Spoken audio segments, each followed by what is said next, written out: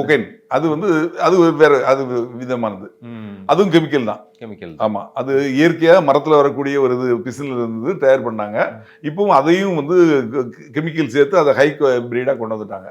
Okay. அதுவும் விலை கூட. அது வந்து ஆப்பிரிக்க கண்ட்ரிஸ் அது.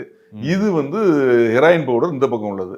இது ரெண்டுமே உலகத்தை ஃபுல்லா இது பண்றாங்க. இதுல என்னன்னா தமிழ்நாடு வந்து பயன்படுத்துற நாடாகவும் டிரான்ஸ்போர்ட் பண்ற நாடாகவும் இருக்குது.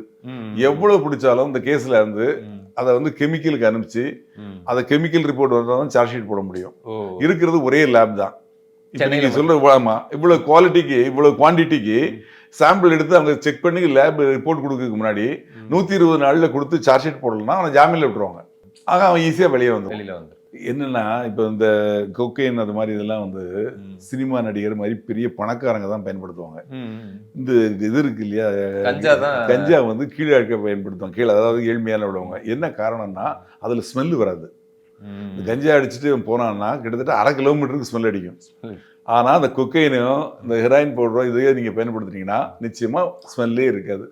நீங்க பயன்படுத்துறீங்க அப்படிங்கறது வந்து உங்களோட நடத்தையில இருந்தும் உங்க பிளட் டெஸ்ட் பண்ணதுல இருந்து தான் கண்டுபிடிக்க முடியும்.